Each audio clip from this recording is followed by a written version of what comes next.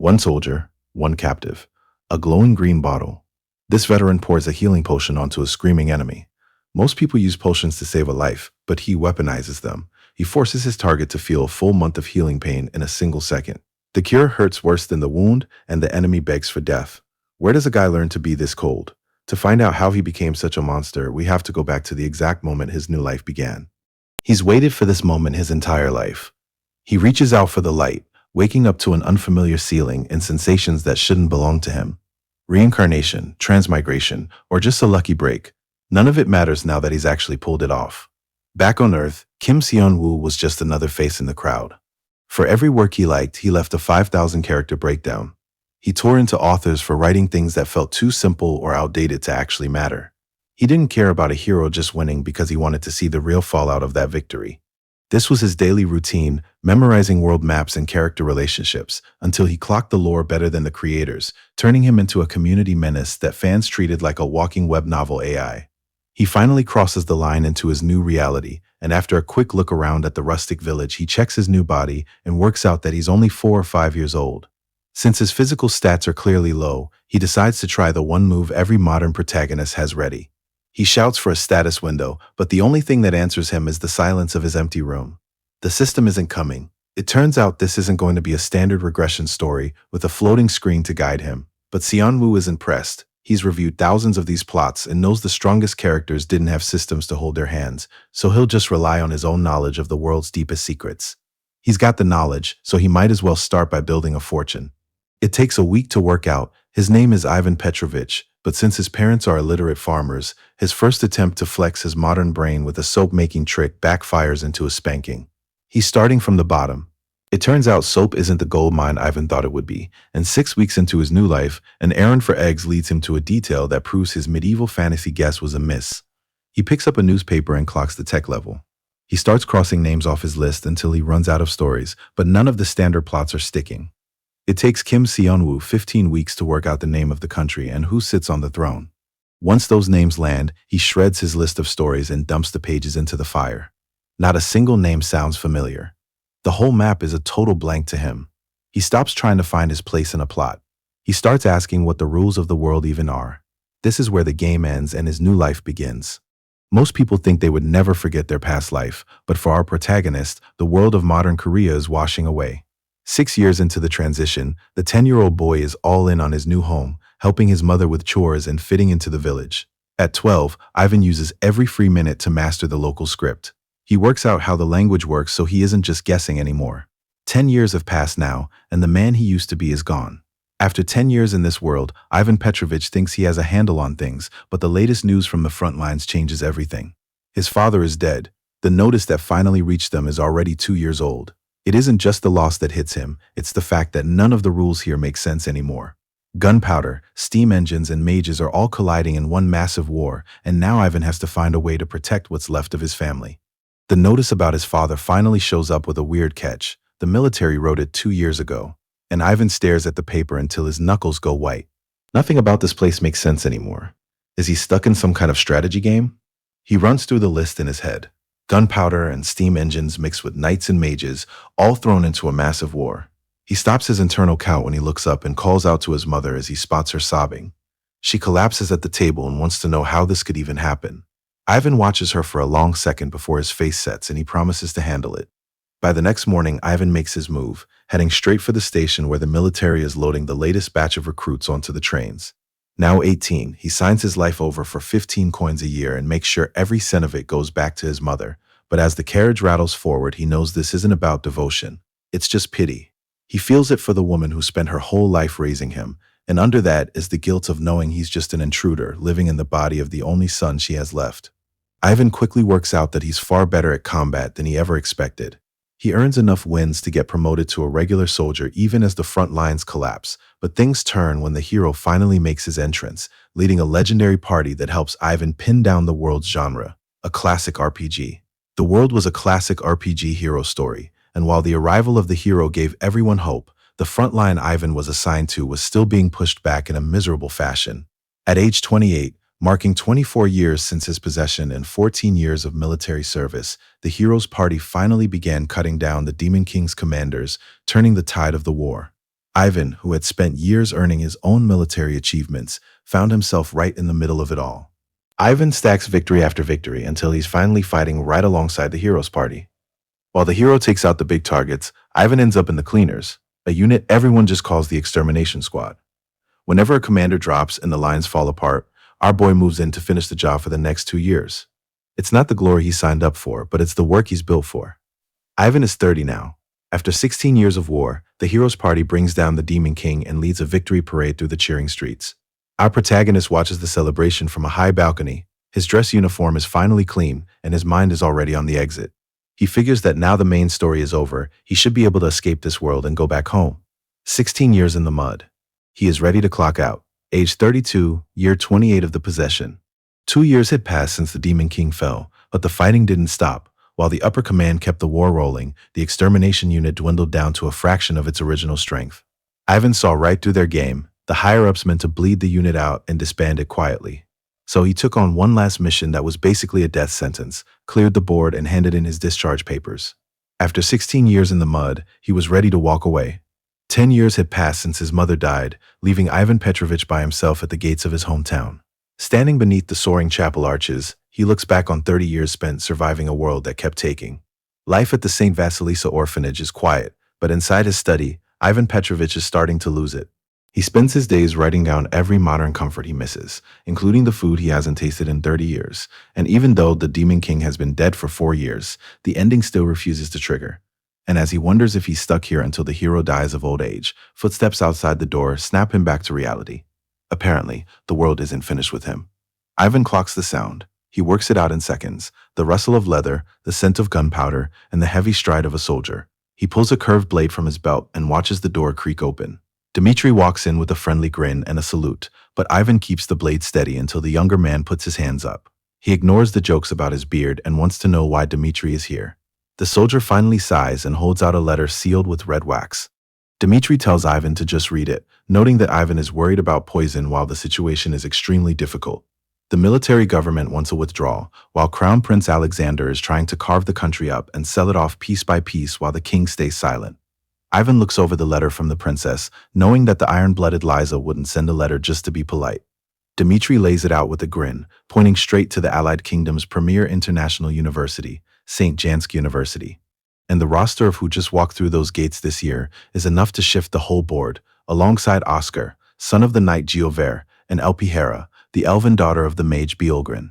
The incoming wave brings in Esidisi, daughter of the berserker Einar, and Lucia, trained directly by Enrique the Thief, rounding out a generation of heirs before Dmitri drops the real piece. Patricia, the former saint of the hero's party, has stepped in as a department head.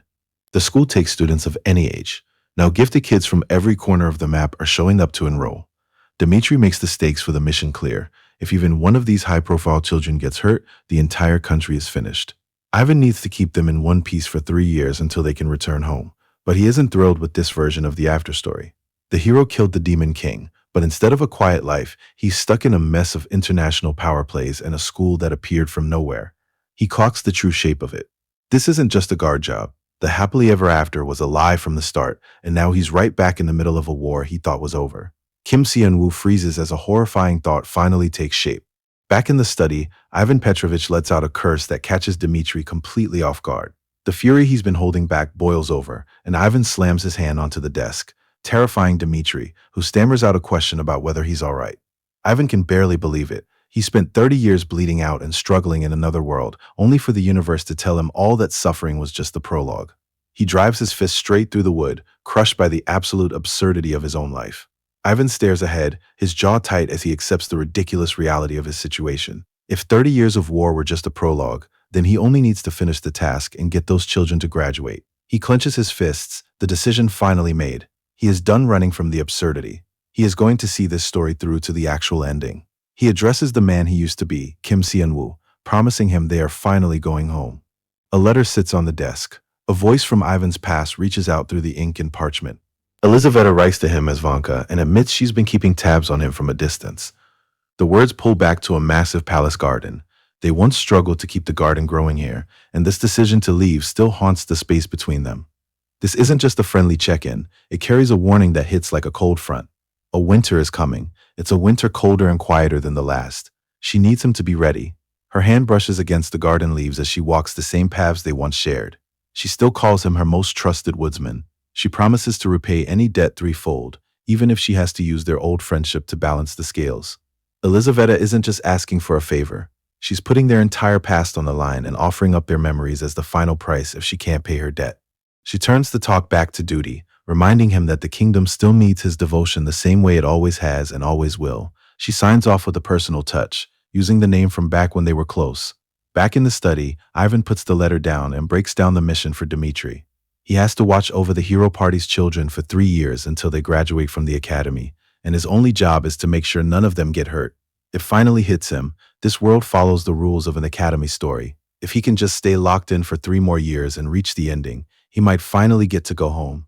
Ivan wants to know who gets there first, and Dmitri clocks the name on the list. Einar's daughter, the child of the great king of Drowan. That name hits home, and it pulls Ivan back to a version of the man the history books haven't touched yet. Einar is a king now, but Ivan remembers him as the barbarian who fought on the front lines of the old hero party. He remembers how the guy would laugh while trying to teach little Ivan how to handle himself in a fight. Now the first student heading to the academy is that madman's daughter. It is a bad sign. If she has even half of her father's energy, the academy won't survive the first week. The brawling warriors of Drowan send her off with full-throated roars, proud to see the heir of the great king head out to claim what's hers. The Drowan warriors send off their heir with full-throated roars, leaving Ivan in his study to process the rest of the file. He knows what's coming. The schedule isn't just a list of names, but a map of the new world he's been dropped into. Every second he spends reading is another second he's not preparing for the storm Elizaveta warned him about. He closes the folder and looks out the window, already working out how to keep a group of high-tier legacies alive in a place meant for studying, not war. The academy is supposed to be a fresh start, but with names like these on the roster, it's only a matter of time before the past catches up. He stands up, his decision made. He'll play the part of the guardian, but he'll be ready for when the quiet winter finally breaks. The quiet of the countryside finally breaks as Ivan looks out toward the sword monument on the hill, the massive blade standing as a silent reminder of the war that ended years ago. This region has always been a graveyard of legends, but the peaceful landscape is about to become a crossroad for the people meant to carry those legends forward. At Igorevich Station, the iron gates grind open, letting the first rush of steam and coal smoke wash over the platform. A train pulls in with a heavy shriek of metal, bringing with it the weight of every name Ivan just read on those files. Thinking he's bought his safety, he begs for confirmation, but Ivan cuts him off with a cold verdict. The lie about being useful just gave the game away. Before the panic can even register on the man's face, Ivan finishes the interrogation for good. The clock hits 9:53 a.m., and Ivan Petrovich works out the tactical math while he checks his work. Knowing 5 minutes is all he needs to scrub a mess like this, he's got it timed so the station is clean by 9:58, with 2 minutes to spare before the train pulls in. It's more than enough room. Far away from the blood, Elizaveta Kirillovna Krasilov wants to know about Vanka, and Dmitri says the man clocked a potential hit on a train. He's got the details pinned to a specific day and track, but Dmitri says there hasn't been a single sign of one in 4 years, which only makes the princess laugh. Known as the iron-blooded Liza, she orders her aide to track his every move. While the train carries him through the mountains, she stays certain that his gut feelings are right. This choice is going to haunt them both, and Ivan Petrovich sprints through the heavy snow toward the railroad bridge to keep the scripted timeline from falling apart. SADC waits in silence on the train because the main characters aren't supposed to get hurt during a tutorial, which is why he brands the attack a stage to get a player used to the rules. The terrorist leader promises his men it ends now. The bridge goes up in a massive roar of fire and steel. Stopping this attack was never the plan for our lead, and inside the carriage, SADC is thrown off her feet while the shockwave tears through the cabin. For Seonwoo, this is just how the stage has to look. This tutorial run is meant for the real hero, which means the train has to derail. The leader watches the wreckage and tells his crew it is time to hit the train. He thinks he owns the stage right now, but he hasn't clocked the shadow moving through the snow. Ivan isn't here to play the hero. He is here to manage the timeline. He stays in the rear to carry out intelligence operations, and that means cleaning up this mess before the real lead ever wakes up. Ivan Petrovich defines his work, living by the cold code of the extermination unit. The train is a total wreck, and the terrorist leader isn't mourning the dead. He's too busy laughing about how rich they're about to be. His crew is already planning how to melt down the royal stamps when a sudden rifle cracks cuts the boss off and one of his men drops. The rest of the crew bolts in a panic. They haven't worked out the rules here yet. Being startled by the sound of a gunshot is a privilege reserved for the weak. The terrorists scramble to work out where the shots are coming from, desperate to find the sniper. Their panic says they can't clock a line of fire until Ivan Petrovich steps out of the smoke. He walks right toward them and wants to know who's the leader, taking his time with every step. The answer is a wall of lead as the mercenaries lose their nerve, but Ivan doesn't flinch because he's finally running the one skill they're missing. Line of fire detection. It lets him see the path of every bullet before they even fire, turning the entire ridge into his own playground. He watches the streaks of light, mapping out where the lead will land. Because guns are useless against anyone this strong, where every bullet carries a killing intent, he clocks that just can't be masked in the air. The hero's party never used them for that reason, but the extermination unit still carries handguns to gauge an enemy's strength and clear out the ones who aren't even worth a real fight. Mortar barely gets through the written part of the entrance exam. The proctors are shook, watching a giant of a man treat a pencil like a weapon while he sweats over the simplest questions on the page. He turns it around during the practical test, setting a record for stamina that leaves the officials wondering if he's even human. The answer is yes, but he's also a huskarl. The proctors can't believe what they're seeing, but for a warrior with his training, this is just a normal day. By the time January hits, he's already pushing past every limit they have for a normal student. He chases a speeding train for 2 days straight without a single hour of sleep. He finally screams his way into the academy as their newest PE freshman. Einar sprints through the brush, screaming a warning to the bastards who touched his niece. Back in the wreckage, SADC groans and tries to work out what happened as the truth hits her. Bandits. It all comes back to her now. She was the one who insisted on traveling alone and threatened to disown her attendants, and now she's got no guards and a whole lot of regret. Then she clocks it in the debris. She pulls the violin case to her chest and tells herself it's the only win she's had all day. She's more worried about the instrument than her own safety. But the quiet doesn't last, and when the carriage door gets kicked in with enough force to rattle her teeth, the panic is right back where it started. SADC freezes, her voice failing as a hand claws at the broken carriage door. Outside, Ivan has already found one of the thugs, who's bloodied and begging for a quick end. Ivan just tells him to stop saying frightening things with a voice that stays perfectly flat before starting an interrogation that leaves the man screaming, and he doesn't flinch, pouring a glowing green elixir while his prisoner begs for any other kind of death. The thug's screams rip through the woods while Ivan looks down with a cold gaze.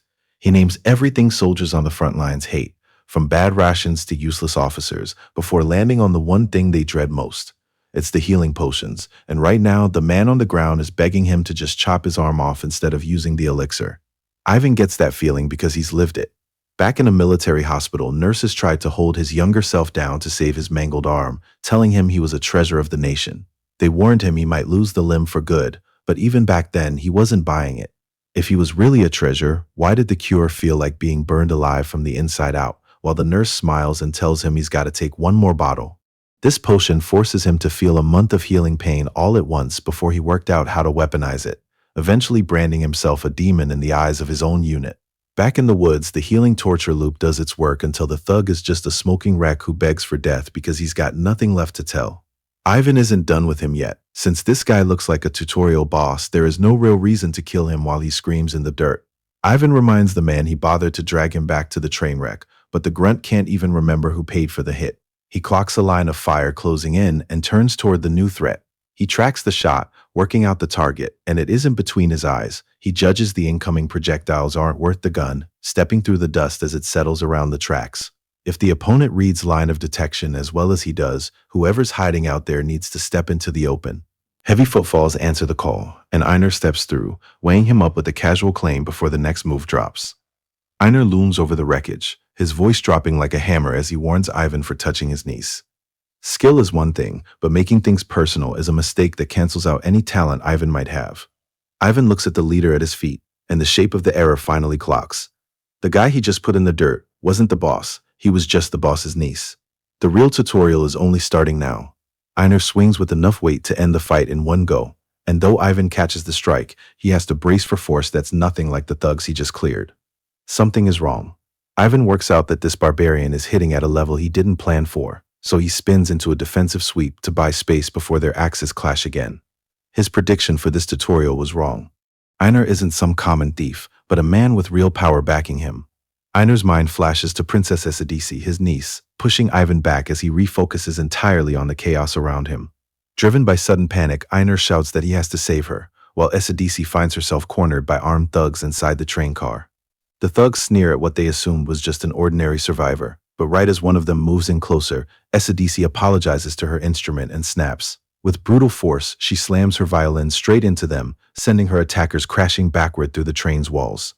The thugs freeze when they spot what's hanging in the background shadows. SADC isn't scared anymore, and the way she's shaking as she looks at the broken violin makes it clear she's past the point of no return. The men clock the shift. This isn't a victim, but a girl who just lost the only thing she had left. While she looks like her mother, her blood comes from Einar, a man known as the Slaughterer for a reason. She tells the instrument it served her well, and the world goes quiet as the princess stops holding back. Einar yells for his men to get out while they still can, and SADC drops into the wreckage with her broken violin held like a club. Her eyes glow as she promises to settle the score for her instrument.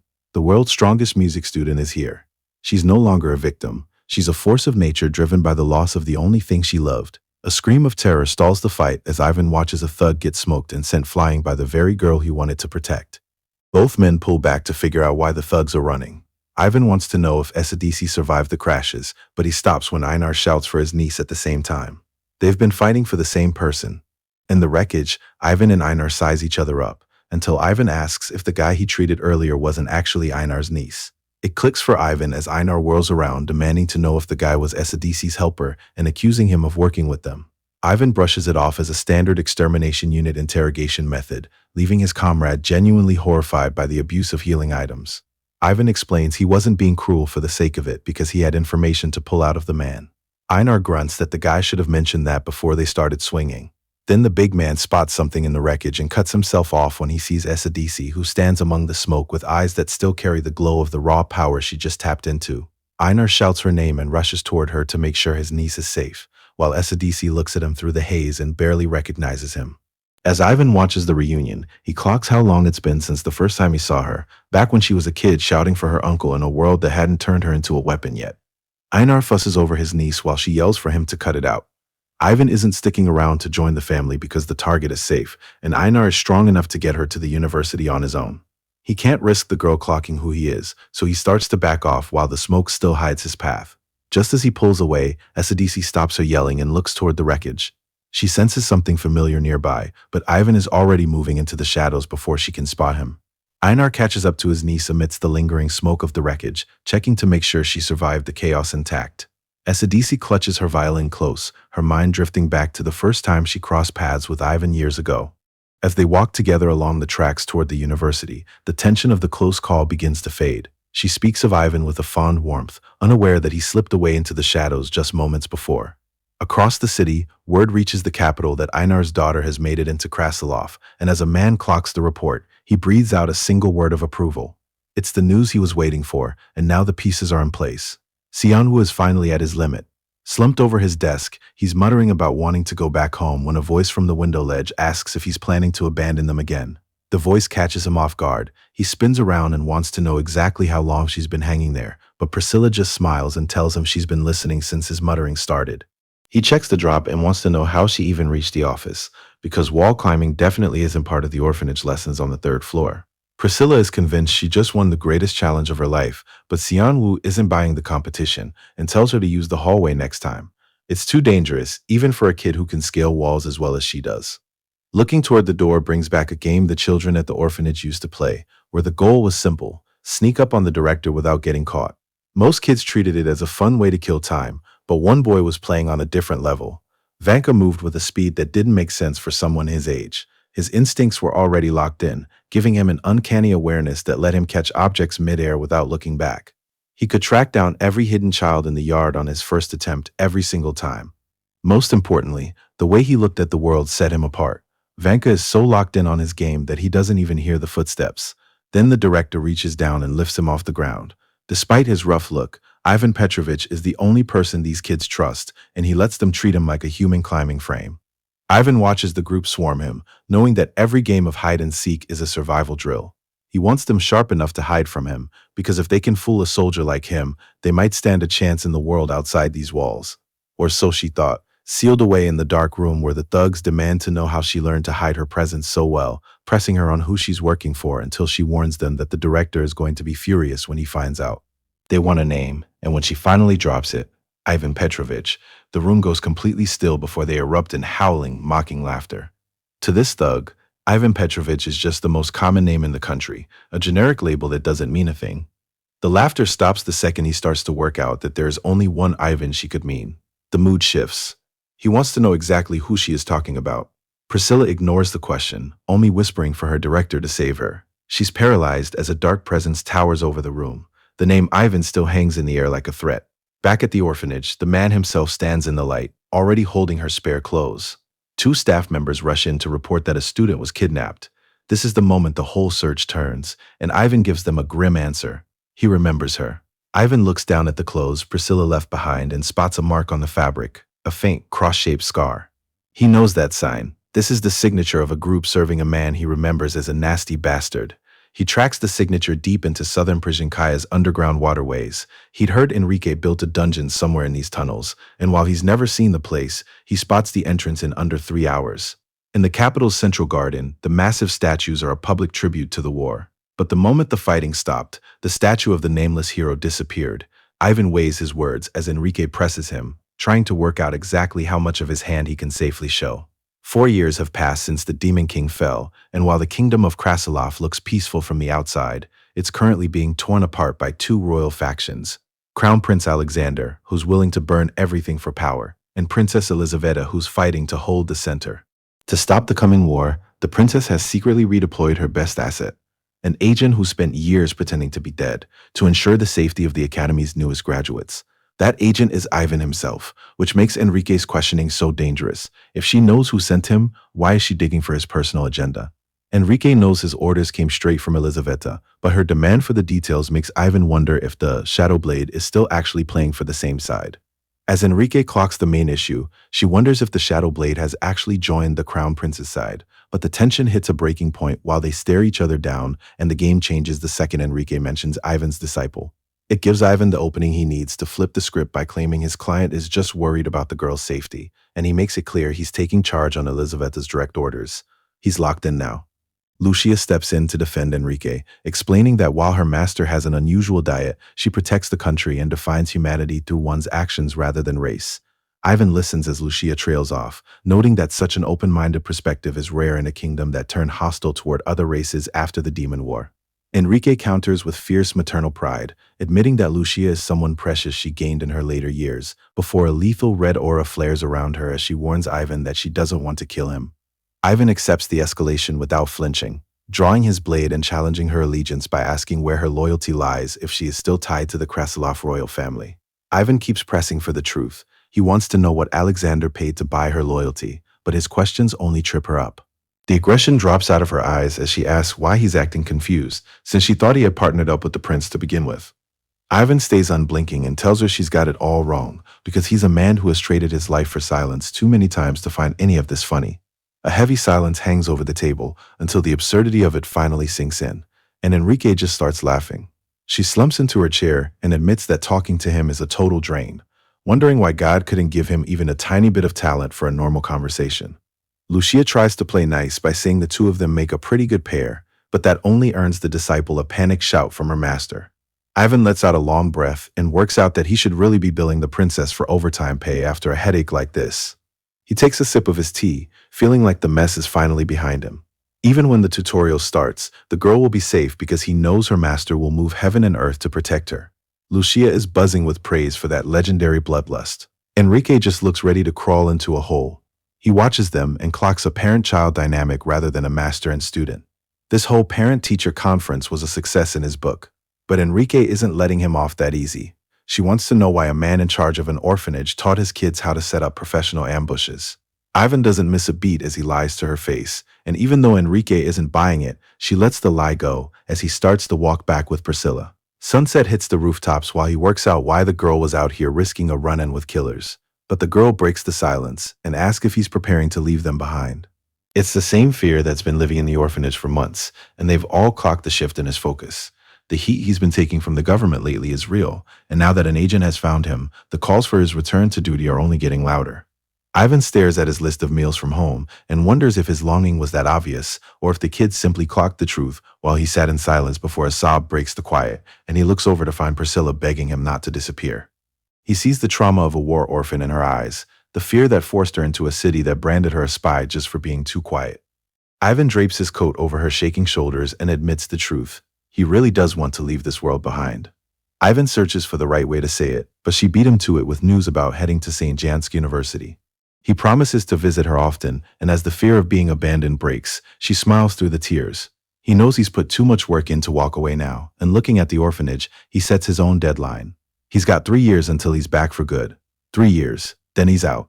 St. Jansk is the target, but the entrance exam is a nightmare with the deadline coming up this November. Priscilla doesn't care how hard the test is. She's got a better reason to grind. If she makes it in, she gets to see Ivan in 1 year instead of 3. She circles the other kids and lays out the ground rules: don't let the director know and don't get caught. Whoever actually gets in first wins the whole game.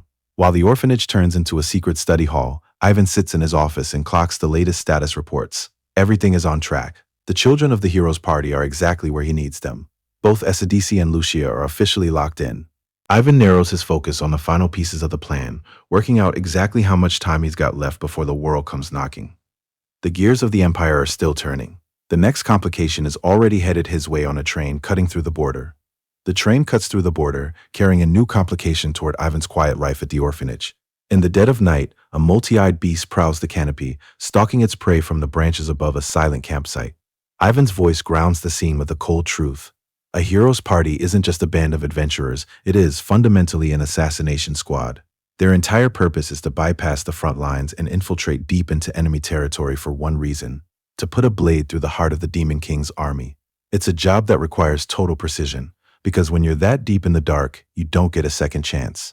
The hero stands ready, his focus locked on the objective. A sudden movement forces him to flinch as Enrique Sergeyevica yells that he's lost his mind, mocking him for practically shouting his identity to the entire world.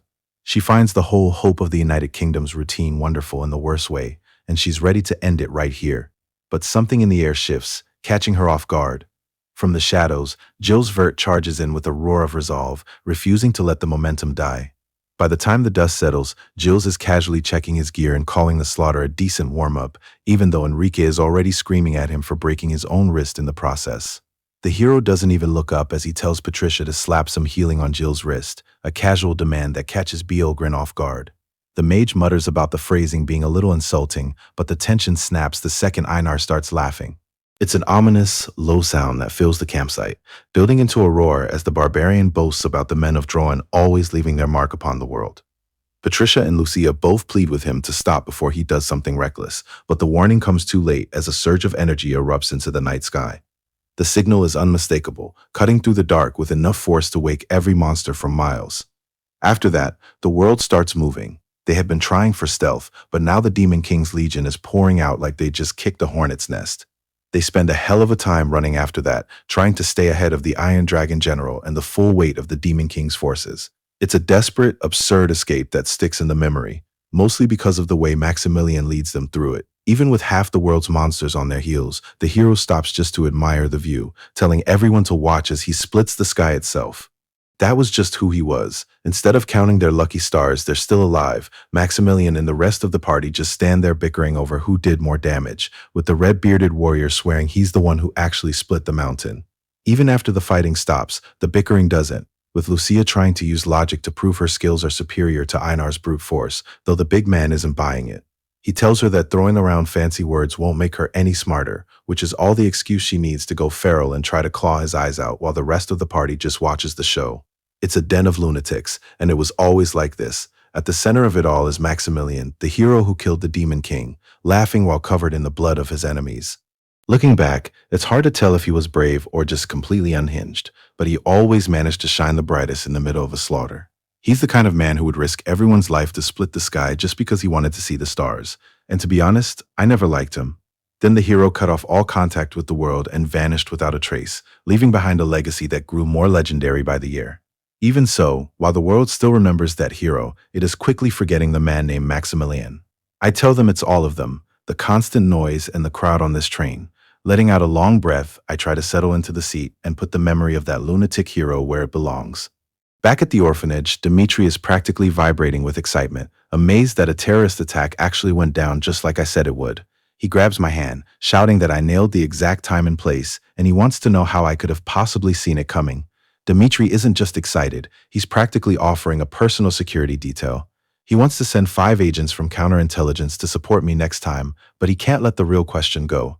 He wants to know how a man retired for 4 years could build an intelligence network deep enough to predict a terrorist strike without the military noticing. It's a fair question, and the answer, that I've just spent too much time reading the cliches of this world, isn't something I can ever tell him. To him, my foresight looks like I've got some transnational secret intelligence organization backing my every move. I've overplayed my hand and drawn real suspicion, and without a proper explanation, this is going to bring me nothing but trouble. There is no need to reveal the truth, though. Authority comes from mystery, and as long as I don't explain myself, the military will keep treating me like a man with invisible reach. I end up stuck with 5 incompetent agents whose real job is probably just to monitor me, and as we sit on this moving train, I tell them to listen well while I start crafting the lie they want to hear. Ivan Petrovich stares at the supposed intelligence agents and can't believe his eyes. Why on earth are they all wearing matching suits? The tradecraft is a disaster. Even with the train car mostly empty, they're huddled together so tightly that they might as well be wearing signs that say, "Secret Police." If the state's agents are this sloppy, his dream of a quiet retirement is looking more impossible by the second. He catches himself slipping into old soldier nostalgia, thinking about how much better things were back in his day, while the steam engine carries his headache further into the countryside, and the group of intelligence agents finally tries to make their exit, saluting Ivan as they prepare to take their leave. But Ivan isn't done with them. He launches into a relentless lecture about their sloppy terminology and the need for precision, dragging up old war stories from his time in the extermination unit. The agents are visibly overwhelmed, mentally breaking as the lecture stretches on until their ears literally start to bleed. 18 hours of non-stop talking is more than any rookie can handle, and by the time he's finished, they've branded him a total monster. It's a calculated move, and Ivan watches them scramble away, finally satisfied that he shook them off. With the surveillance gone, he can finally focus on the real mission, finding and protecting Oscar, the son of his old comrade Gilles Vert. Shaking off the state's leash while securing a child of the hero's party is the perfect play. It's killing 2 birds with 1 stone, and now he can finally move without an audience. Isabel turns her back on the old veteran and walks away without a second look, while Ivan watches her go and weighs the daughter against the man he used to know. She is the hero Maximilian's daughter, but she didn't get any of his friendly energy. It's a bad look for a hero's kid. Later on the train, her attendant tries to get a word in, but she snaps and tells him to get lost because she is sick of looking at him. Isabel drops one last insult as her attendant walks out. He stays quiet until the door shuts, but his fake face slips the moment he's alone. Years of taking her abuse have finally pressed him to the edge. Ivan scans the landscape from his seat, working out a route that stays inside heavily guarded military zones for the whole trip.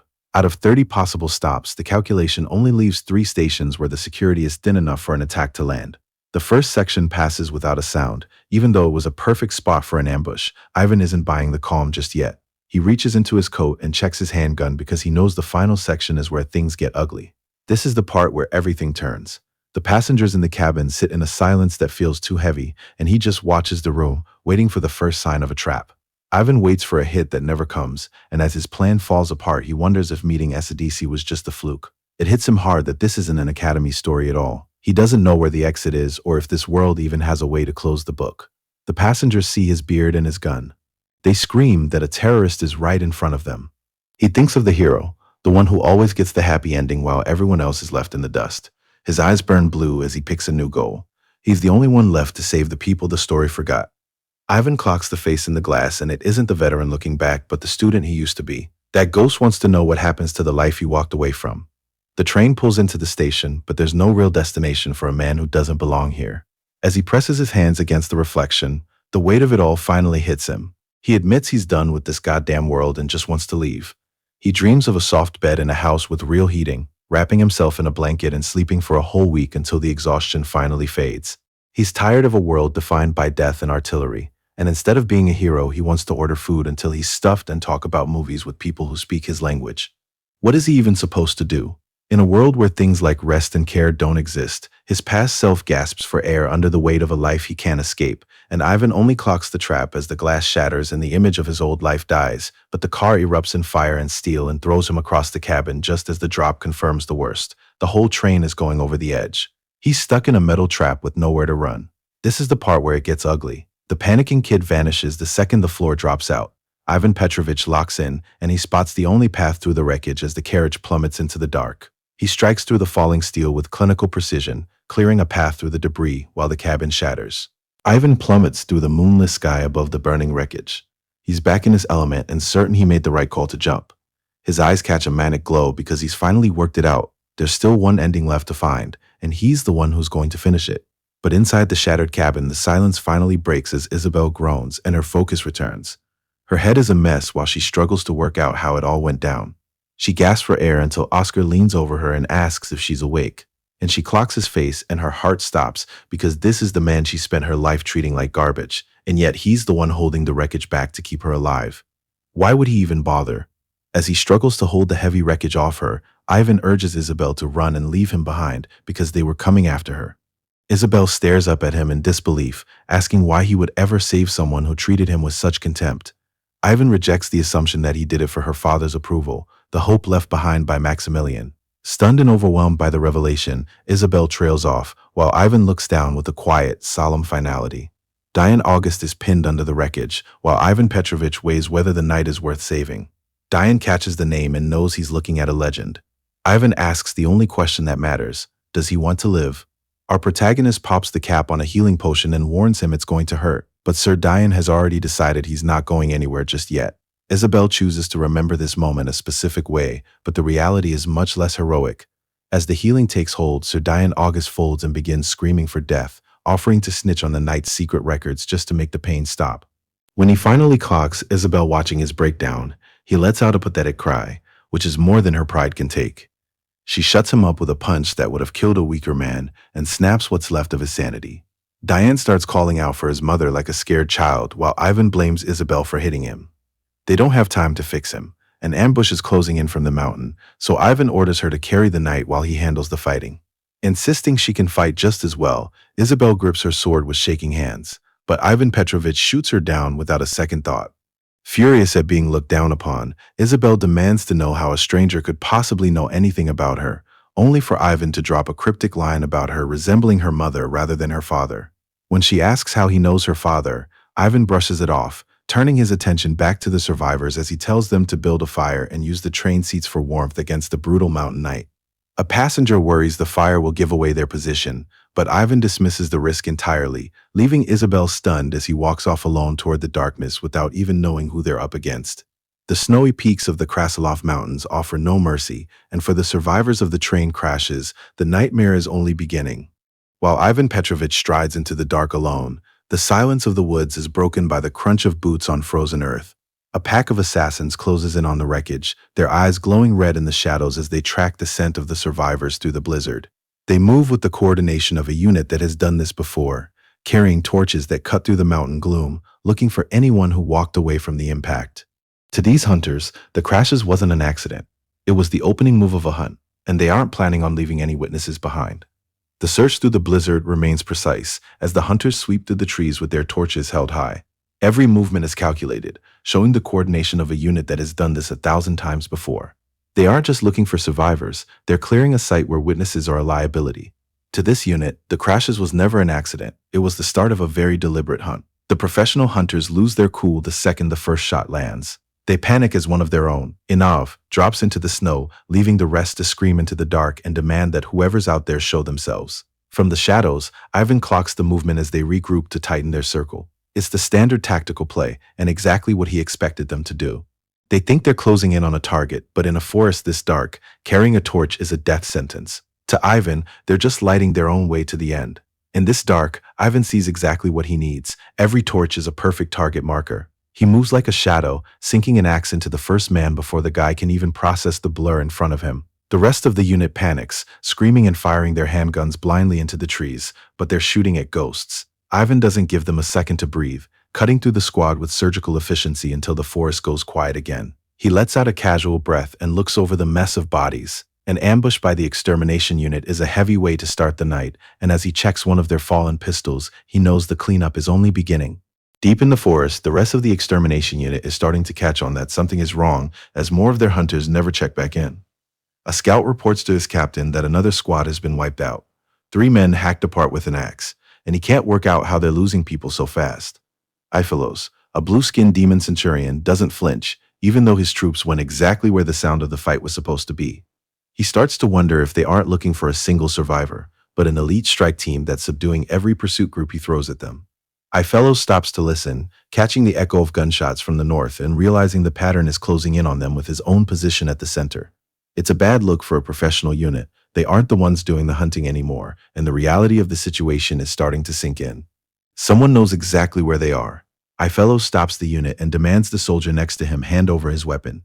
Without a word, the demon centurion takes the pistol and fires into the air, confirming the one thing he didn't want to believe. Their entire tactical nightmare is the work of just one man. The soldier tries to argue, insisting they heard gunshots from every direction, but Ifellos has already seen through the play. It wasn't a coordinated assault. The gunshots were a trap, and every single one of them belonged to his own men. The soldier freezes as the shape of the disaster lands. Behind him, Ivan Petrovich strikes from the darkness like he's been there the whole time, his blade cutting through the unit's coordination before they can even turn. Ifellos works out the math too late. Ivan used that first shot to test the Centurion's detection skills, and when the unit reacted with professional speed, they fell right into the trap. They sent their pursuit teams exactly where the killer wanted them. Every gunshot was just bait. Ifellos stands among his panicked troops, trying to make sense of the carnage. Could the hero's daughter really be behind all of this? The idea of one person pulling off a setup this clean feels impossible, but then he remembers her father, Maximilian. The hero was an absurd monster of a man, and even if Isabel only inherited half of that strength, she would still be a nightmare to deal with. Realizing his men are losing their grip, the Centurion takes command and orders every available soldier to converge on the forest and hunt the attacker down. His next move catches the unit off guard. He's going to move separately, hunting this monster on his own terms. Back at the campfire, the survivors have given up on the idea of rescue, huddled together as the weight of the situation finally breaks them. The quiet of the forest is filled with the sound of grown men and women sobbing for their mothers, but Isabel is focused on the only person who can still fight. She begs Sir August to pull himself together, but the knight is gone, lost in a daze and giggling about glowing fireflies as blood leaks from his nose. A sudden sound snaps her attention away from the dying man, and the campsite freezes as a massive silhouette looms over the fire. The passengers scramble back in a panic, but the demon doesn't move to strike yet, choosing instead to introduce himself with cold formality as Ifellos, a centurion of the Iron Dragon General's Guard. He stares through the smoke with glowing red eyes, his focus locked entirely on the soot-stained girl. He wants to know if she's truly the daughter of the hero, because if she is, the hunt is over. This isn't a task for his soldiers anymore. He's going to handle the hero's daughter personally. Night settles over the forest. Ivan stops to catch his breath, bloodied and torn from the fight he just finished. He leans against a tree to work out the numbers. 50 men came for him, and now only the captain is left to track his line of fire. Then he turns back to the pile of soldiers to clock the total. 50. That should be more or less all of them. Ivan checks his gear. If this world is an academy setting, the starting point should be a basic tutorial, whereas SADC easily cleared out small-time thugs hijacking a train. Isabel's start, waking up trapped inside a buried carriage, is a whole different level of impossible. A swarm of elite soldiers rushes in before she even gets a tutorial, and on top of that, the boss is Ifellos. He's a monster that clocks her line of fire before she can move. Ivan wonders if he is cast as the helper NPC, questioning whether an ordinary placeholder with no credits will ever reach a real ending or find his way back to reality. The tutorial's brutal spike leaves him weighing two problems: why the starting difficulty has escalated into a disaster, and whether Isabel can survive without support. Deciding he has to see it through, he scouts the camp from the tree line where Ifellos towers over Isabel, telling the cornered fighters that he came prepared for the hero's daughter, only to dismiss her with utter contempt. Isabel is cornered, trapped by a threat she was never meant to handle alone. From the tree line, Ivan watches the scene with a cold distance and decides that even if Isabel ends up dying, it isn't his fight. Ifellos presses the attack, lecturing Isabel on the brutal truth of swordsmanship. He says a swing is worthless if the blade never hits the target. He sneers at her sheltered life and thinks it's a joke that she's gotten this far without seeing a single real battle. Isabel lashes out in a desperate fury, screaming at him to shut up as she throws everything into one final swing. Her weapon is knocked away. Ifellos towers over her with cold steel at her throat, lamenting the soldiers he wasted on someone this unskilled. He brands her a failure who protected no one and asks for her last words before the end. Isabel's mind drifts as her father's legacy catches up to her. She hears the one warning she spent her whole life ignoring: do not try to become a hero. The scene shifts over a decade back to a ruined battlefield where she clocks Sir August standing among the wreckage. He tells her that a hero isn't the strongest person in the room, but the one brave enough to keep standing. It was a lesson from a man who knew his own limits, the same oath he swore before the king during his investiture years before he ever left for the front. Even with his reason gone, those words repeat in the back of his mind, a promise to stand where the weak stand and see the world through their eyes. Isabel whispers her acceptance of the duty. Her face is stained with the grit of a fight she wasn't supposed to survive. Ifellos tells her to die if she's got no last words. He's a total menace who hasn't worked out that a knight stands tallest when they're at their lowest. He brands her as a knight of Thillos and swings for the kill, but Isabel clocks the opening and parries with everything she has left. The crowd screams in terror. Their panic proves why the oath matters. A knight stands there through humility to protect the ones who can't hit back. Isabel gasps for air, her body pushed past the limit until she spots the one opening that matters and drives her blade clean through the centurion's chest, and the strike holds. His life spills onto the dirt in heavy drops, while Fellows leans on his weapon, stunned that the hero's child is the one who finally got him before he collapses under the moon. Isabel doesn't look at him with pride. She just tells him she isn't the hero's daughter. She stands over the dying centurion and says she's the daughter of Maximilian and Marie, but Fellows can't even get his final words out before he fades. The monster is gone, and Isabel drops to one knee now that her energy is spent, while the townsfolk behind her hold on to each other and try to believe they're safe. They made it through the night. The wind is cut short when she clocks a presence in the dark, and its cold praise makes her blood freeze. Isabel scans the clearing for threats while Yvonne says this demon was the last one, and as she slumps to the ground in relief, he clocks that this was just a tutorial-level event. It's the kind of thing meant to force a hero to grow. If the world had followed the usual script, every survivor would be dead, and Isabel would be standing alone in a forest of bodies. She would have become a vengeful ghost of herself. That future is gone now. Ivan clocks the survivors by the fire and knows they only made it because he stepped in. Saving them wouldn't have happened if he were a mere NPC, and he's glad he was wrong. Standing over the wreckage, bloodied and certain, he finally feels the weight of his own power and accepts that he's done being a background character. That thought brings back a memory of the hero from years ago, the day a single sword strike tore the sky open and changed everything for everyone. When the hero cut through that night sky, he wasn't looking for some pretty light. Even with the sky blacked out over the Demon King's land, where hope was buried, he had a mission. He just wanted to prove that the morning star hadn't moved. I didn't like the guy, to be honest, because a legend like that leaves no room for regular people to breathe. He was just too bright for a world this dark. But in the end, even when the world was falling apart, he was still the only one who knew how to smile. Isabel is covered in soot and breathing hard. His head is finally clear. He refocuses on the one thing that matters. Every child of the hero's party has to graduate safely. To make that happen, he's got to work out how demons were roaming so close to the capital and find the bastard pulling the strings before any more of them can infiltrate the academy. Isabel stares at him, the win over the demons suddenly feeling a lot further away as the camp goes quiet and cold. She asks what he's doing, catching a look in his eyes that wasn't there earlier. Ivan doesn't look like a hero anymore as he pops the cork on a glowing vial. He tells her the extermination unit has its own brand of treatment for curiosity, and he's got plenty of ways to get his answers. This isn't a rescue anymore. He's going to get the truth the hard way. Ifalo screams as the treatment begins and the pain takes hold, shouting that he won't betray his people just because he's still breathing, and even pinned to the dirt. The centurion tries to wrap himself in his title while Isabel watches the horror unfold. The demon stops shouting to look Ivan in the eye, promising to remember him even in the afterlife before he makes his final play. He tries for a quick exit by biting down hard on his own tongue to keep the secrets inside, but Ivan doesn't even flinch as he asks if the centurion still believes in those old frontline stories. Humans aren't that fragile. If they were, Ivan points out that the world would be full of people dying just from eating a meal. Ivan explains that once a person loses the ability to move, the only real threat to their life is heart failure. He tells the demon that biting his tongue is just going to drag things out. Our hero forces a healing potion down the man's throat to keep him alive, and Ifalo stops fighting long enough to choke out a name.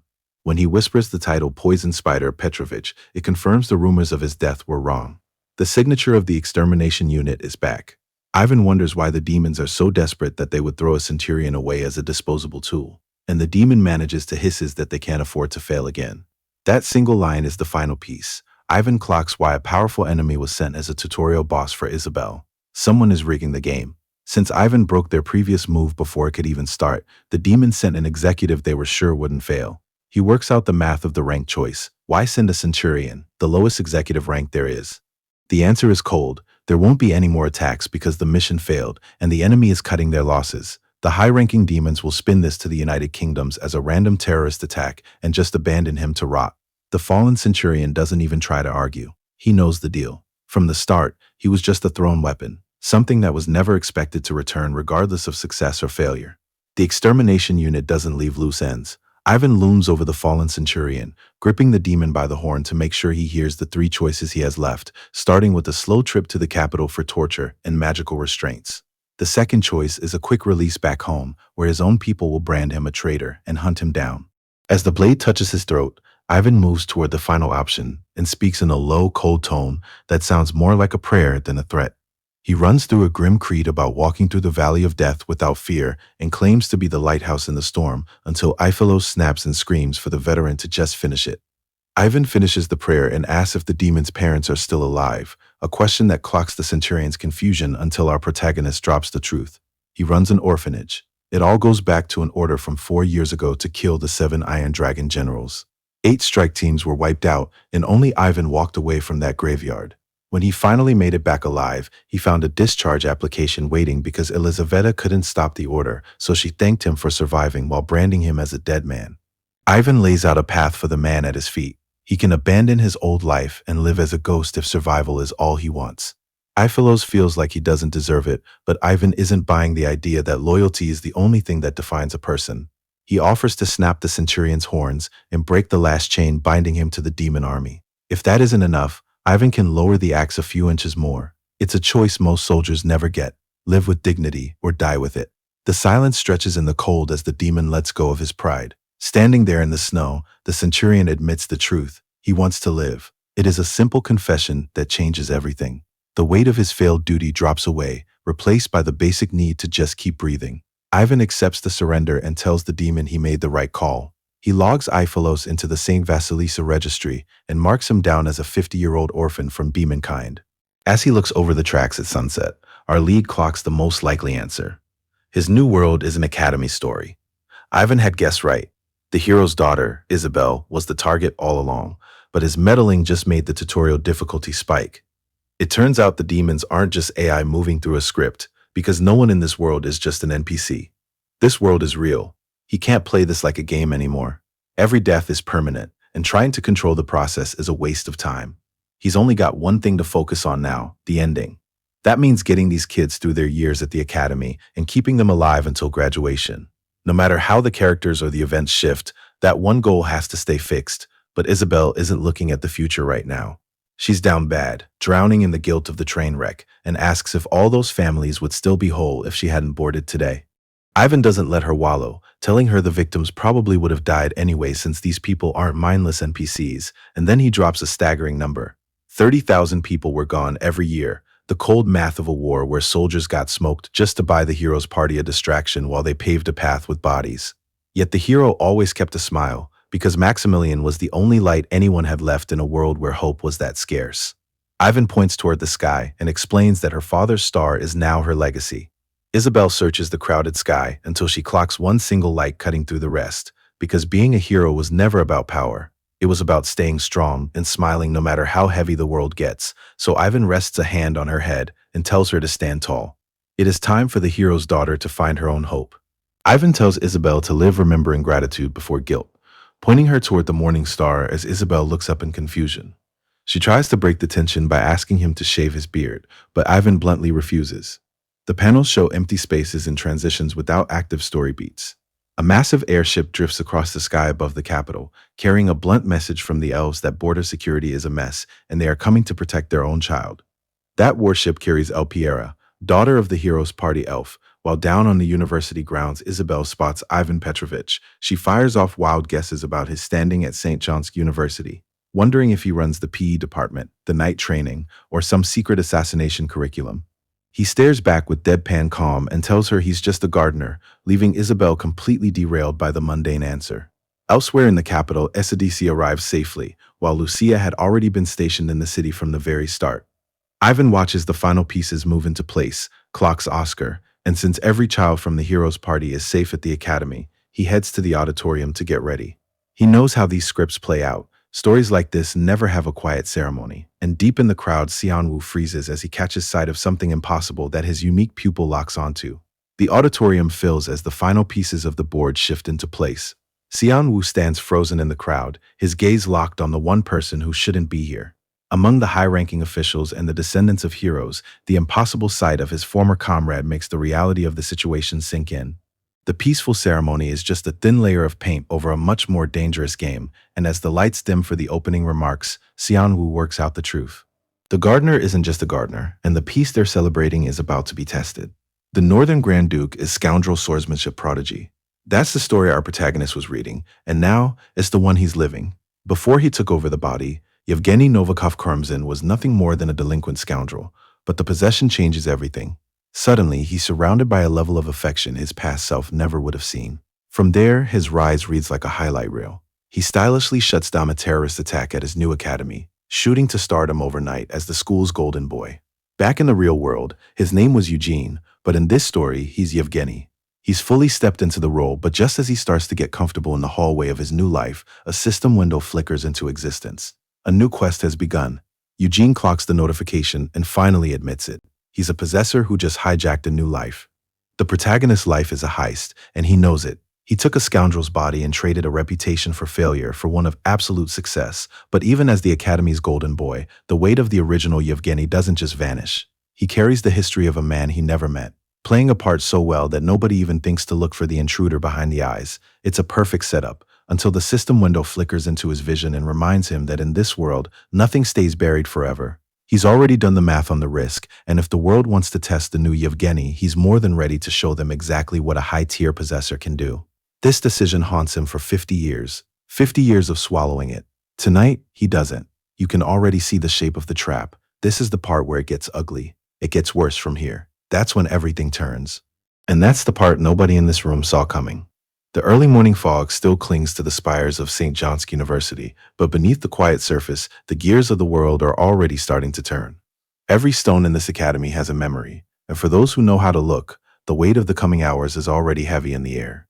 This is the last moment of silence before everything changes. For Eugene, the peaceful life of an academy student was always just a borrowing, and today, the bill comes due. The morning fog settles over St. John's University, but the quiet doesn't last, because the debt Eugene has been carrying is finally coming due. For a guy who thought he bought himself a peaceful life, the bill arrives right on time. He steps into the academy courtyard, ready to show them what a high-tier possessor can actually do when the safety net is gone. The building is meant to be the most secure in the city. Seonwoo walks up to the entrance anyway, and he doesn't care about the guards shouting for him to stop as he closes the gap to grab the gun. He strips the weapon away before the man can even work out what's happening. It gets worse from here. Ivan spots the discipline in the room. He doesn't waste breath on the man he's pinning down and demands to see Dmitri. The guard tries to talk him into moving somewhere quiet, but Ivan just drops his name and asks for the extermination unit. Everything stops. This name carries enough weight to stop a heart. The guard goes rigid and admits he was part of the final class, desperate to see the face of the legend standing before him. Ivan lets go, and as the guard drops his gear, he stands there trembling like he's seen a god. To Osip, it's like looking at a ghost. He snaps into a deep bow to introduce himself as a veteran, but Ivan cuts the formality short and tells the man not to mourn the dead. Osip is shook, and while he admits seeing the nameplate at the National Cemetery, his commander is standing right here. Ivan doesn't argue, and as he looks back on the finest men who died on the battlefield, he knows the weight of survival is his to carry. He tells Osip to bring Dmitri to him and starts to mention the incoming students, but then he catches himself. Ivan wants the full roster for St. John's University, including every VIP and family member currently on the grounds. He sprints off to spread the word, telling his men to notify the lieutenant colonel that the situation has shifted into an emergency. Across the city, a mysterious observer clocks Kim Seon-woo and brands him as a possessor. This shadow watches the man focus his strength before noting that his specialty is swordsmanship. To this grinning spectator, Seon-woo is just a joke, a black Santa Claus roaming the streets with a sack over his shoulder. It's a bad read, and it'll probably cost him. The mysterious observer wonders about the young target's voice, noting that their quick reflexes give away line-of-fire detection before brushing off where they came from entirely, and wondering if they left a long, angry critical review behind. Kim Seon-woo's detailed critique tears into the story's predictable tropes, dated battle choreography, and clumsy world-building. The observer loops back to classic transmigration tropes, picturing the inevitable delivery truck before landing on a much more dangerous possibility.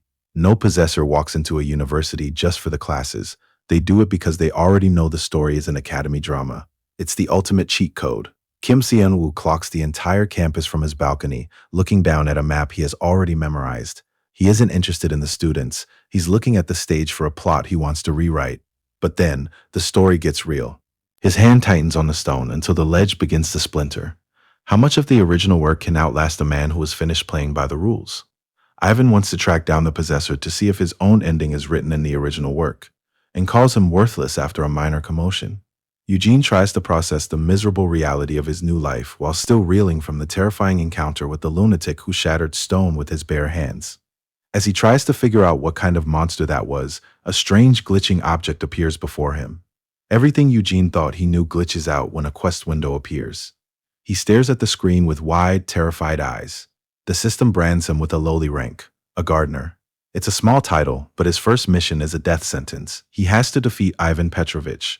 If he can't win, his new life ends right here. Eugene stares at the prompt and it clicks. This isn't a quest, it's an execution. The system wants him to defeat Ivan Petrovich. He's the same monster who breaks stone with his bare hands and rules the military with a single look, making this a fight Eugene can't win.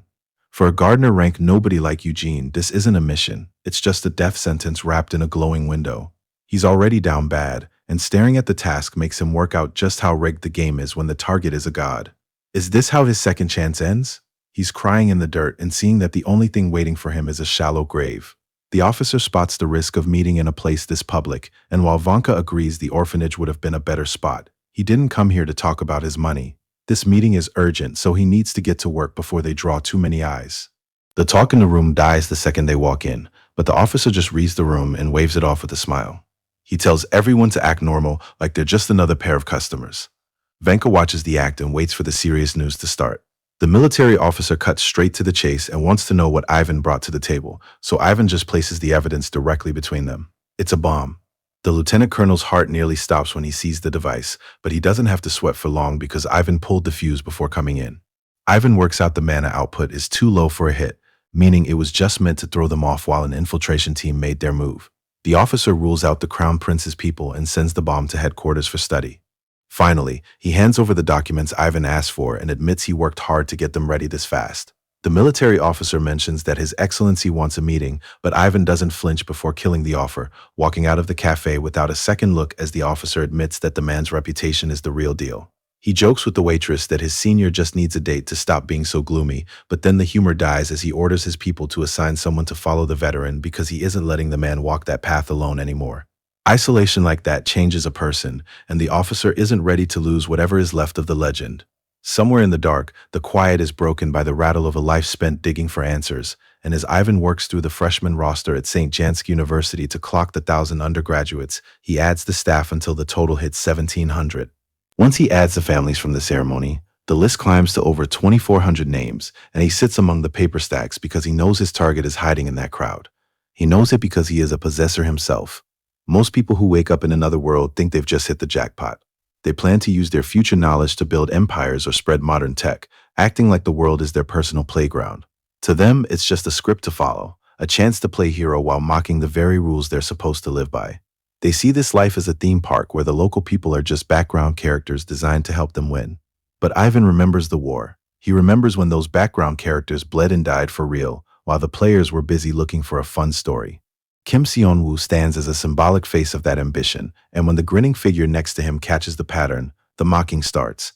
It's predictable, seeing how every one of them tries to mimic the original hero's path. Ivan goes through the roster and he's clearly pressed because he knows exactly how these people see the world he bled to save. To them, it's all just a theme park-coded reality where the NPCs fought and died for their entertainment. They want to enroll in the academy and treat the lives around them like footnotes in a setting rather than real people. The truth is bitter. Ivan survived when the finest men of his age didn't. Now he has to watch tourists walk through the graveyard they left behind. He's already worked out that these people don't want to understand the reality of the lives they're replacing. To a possessor, this world is just a toy, and Ivan is the only one who knows the price of the batteries. To the academy, they are just freshmen. To Ivan Petrovich, they are ghosts he needs to put back in the ground. Inside the dark academy, Ivan stays up late because he knows his hunt won't be easy, but by morning he's already working out where his targets have gone. This is a promise he's already paid for in blood. He catches the names of Eugene and his friends on the student files and makes a grim vow to finish the job, knowing every record he checks brings him one step closer to the end.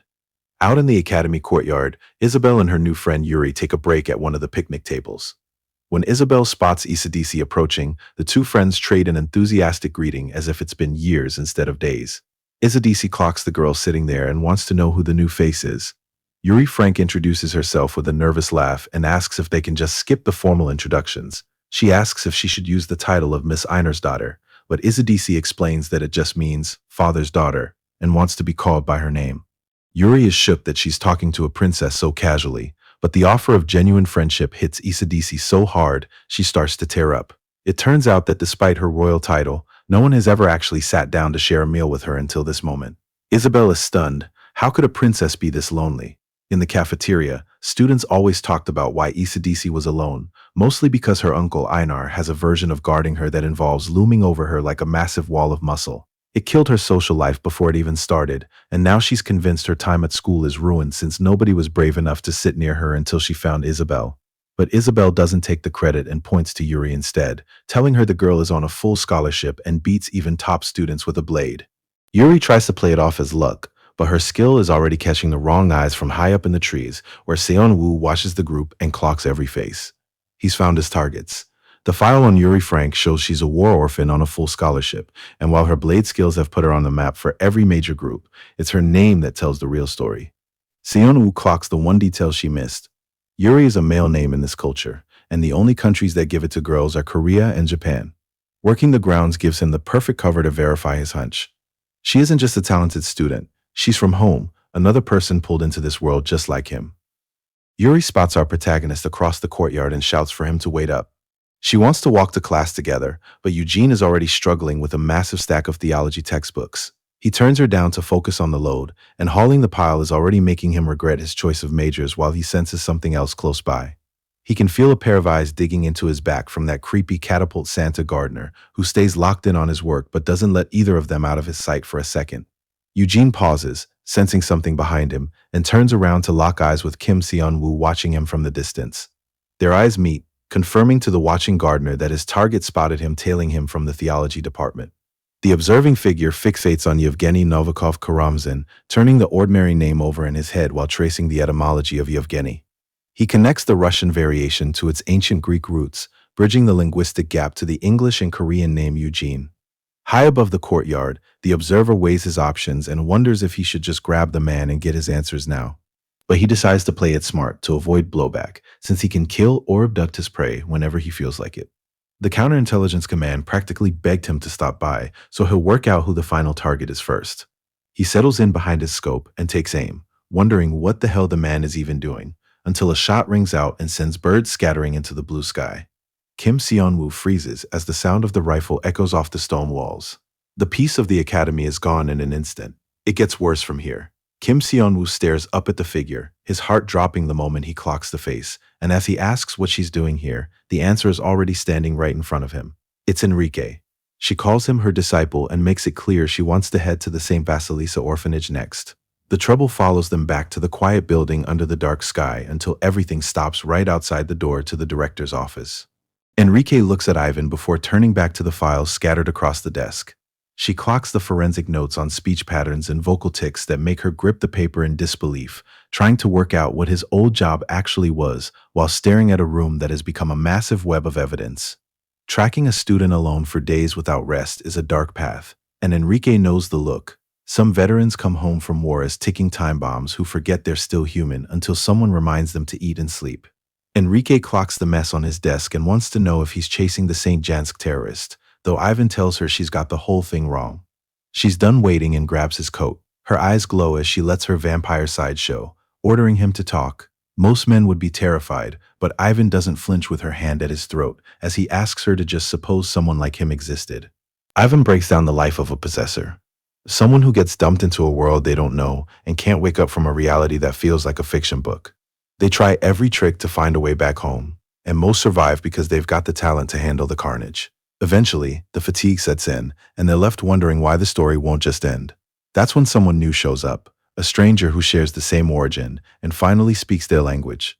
In the middle of the fight for survival, a new doubt starts to grow as they look at the blood on their hands and ask if they'll be tossed away once the real protagonist wins. Maybe their life here wasn't part of a plan, but just a tiny mistake that makes the secret hit home. And when Enrique finally asks if he's really a possessor, Ivan doesn't flinch. It's a lot to take in, but he tells her yes. This is the moment the whole night has been building toward. Enrique lays it out plain. She's confirmed there's another one out there, and she needs to kill them. She steps right up to Ivan, telling him to listen close, because he won't believe what she's about to say. He isn't the first possessor she's crossed paths with. When she drops the name, it isn't just anyone, it's Hero Maximilian.